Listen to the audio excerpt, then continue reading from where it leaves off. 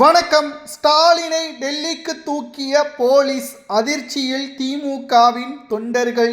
நண்பர்களே, இந்த வீடியோவிற்கு ஒரே ஒரு லைக் மற்றும் சப்ஸ்கிரைப் பண்ணிருங்க.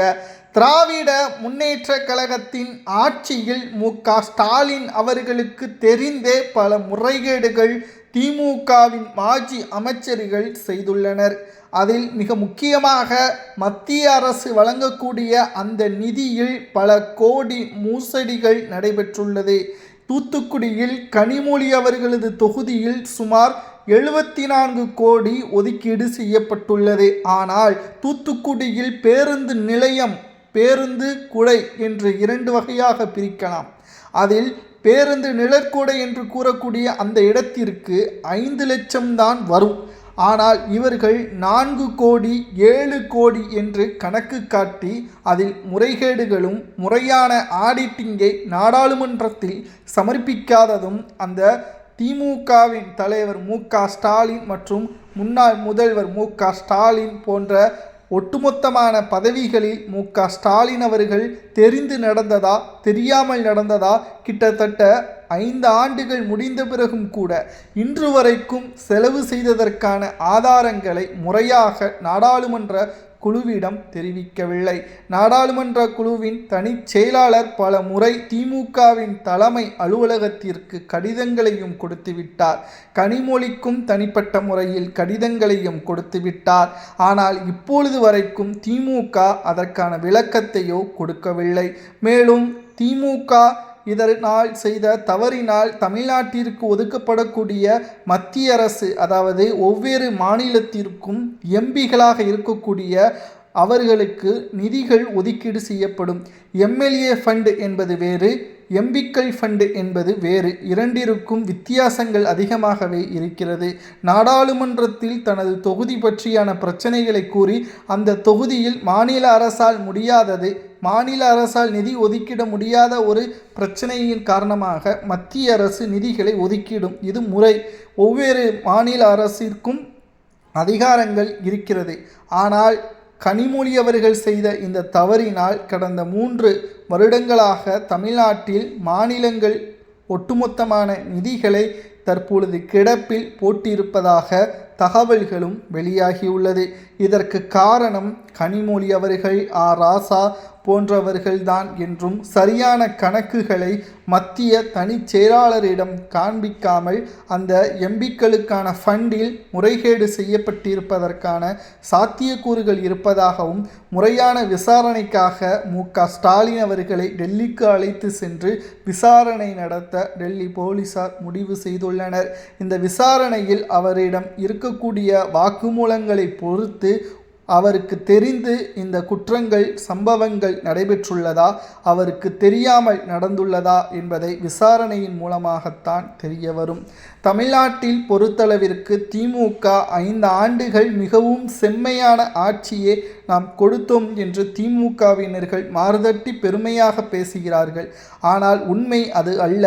ஏனென்றால் திமுகவின் தலைவர் ஸ்டாலின் அவர்களது கண்முன்னே பல மாஜி அமைச்சர்கள் நாடக மேடையாகத்தான் அவரை பார்க்க வைத்திருக்கிறார்கள். நாடக மேடையில் எப்படி திரைக்கு பின்னால் அவர்களது வலி வேதனை இருக்குமோ அதேபோல்தான் தமிழ்நாட்டின் மக்களின் மனதிலும் அவரது ஒட்டுமொத்தமான மன ரீதியாகவும் வேதனைகளும் இருந்துள்ளது. சட்ட ஒழுங்கு, இளம் வயதினர்கள் தவறான போதைக்கு அடிமையாகி அதில் கோபாலபுர குடும்பத்தில் சில முக்கியமான நிர்வாகிகளும் உறுப்பினர்களும் அதில் நேரடியாக சம்பந்தப்பட்டிருப்பதும், எப்படி ஜாபர் சாதிக் அவர்களது கைது நடவடிக்கை திமுகவின் ஆட்சியில் மௌனமாக இருந்து அதன் பின்னணியில் எந்த நபர் இருக்கிறார் என்பது கூட வெளிவராமல் மூடி மறைத்தார்களோ அதுவெல்லாம் இந்த தாவேக்காவின் ஆட்சி ஒவ்வொன்றும் வெளிச்சத்திற்கு வருமையானால் திமுக நிச்சயம் மிக பெரிய அளவில்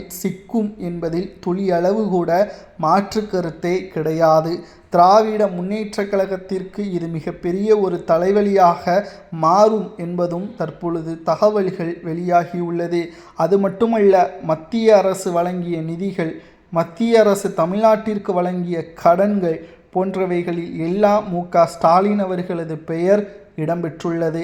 அதற்கான சரியான விளக்கத்தை மு.க.ஸ்டாலின் அவர்கள் தெரிவிக்காமல் போனால் அதற்கான தண்டனையும் மட்டுமல்ல, ஜாபர் சாதிக் போன்ற மிக முக்கியமான நபர்களது பின்னணியில் யார் இருக்கிறார் என்பது எல்லாம் தற்பொழுது மத்திய சிறப்பு விசாரணை குழு தற்பொழுது நடத்தி வருகிறது.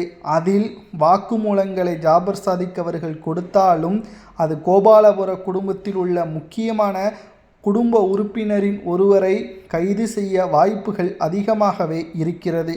தமிழ்நாட்டில் முன்னாள் முதல்வர் அம்மா ஜெயலலிதா அவர்கள் கூறியிருப்பார், திமுக ஆட்சிக்கு வந்தால் பாதுகாப்பு இருக்காது, ஊழல்தான் இருக்கும், கோபாலபுர குடும்பங்கள்தான் செல்வ செழிப்புமிக்க குடும்பமாக மாறும் என்பதை பேசியிருப்பார்.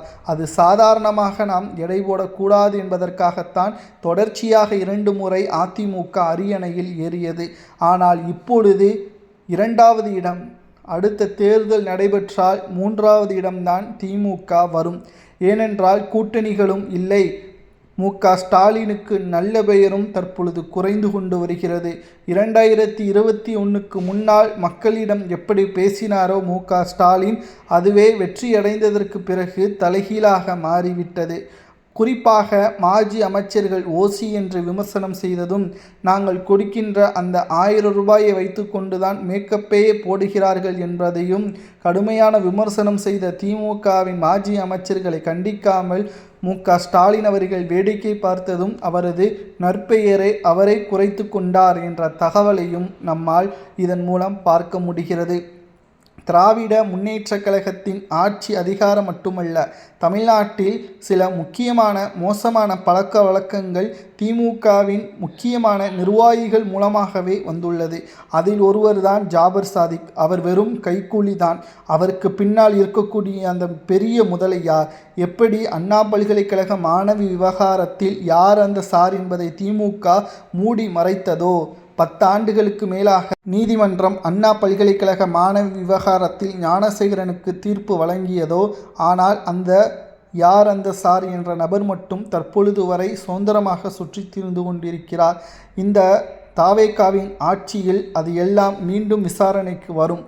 தற்பொழுது டெல்லியில் மு.க.ஸ்டாலினை விசாரணைக்கு அழைத்து சென்றிருப்பது சாதாரணம்தான். அவர் மீண்டும் தமிழ்நாட்டிற்கு வந்துவிடுவார். ஆனால் தமிழ்நாட்டு மக்கள் இனியும் திமுகவிற்கு வாய்ப்புகளை வழங்குவார்களா மாட்டார்களா என்பதை மக்களாகிய நீங்கள் தான் கூற வேண்டும். அதுபோல தூத்துக்குடியில் கனிமொழி அவர்கள் செய்த முறைகேடு, அவருக்கு என்ன தண்டனை கொடுக்கலாம், அவர் மீண்டும் தேர்தலில் போட்டியிட்டால் வெற்றி வாய்ப்பு அவருக்கு கிடைக்குமா என்பதையும் மறக்காம கமெண்ட் வாயிலாக கூறுங்கள். இதுபோன்ற அரசியல் செய்திகளை தெரிந்து கொள்ள நமது சேனலுக்கு ஒரே ஒரு லைக் மற்றும் சப்ஸ்கிரைப் பண்ணிருங்க. மறக்காம பெல் பட்டனை கிளிக் பண்ணுங்க. நன்றி, வணக்கம்.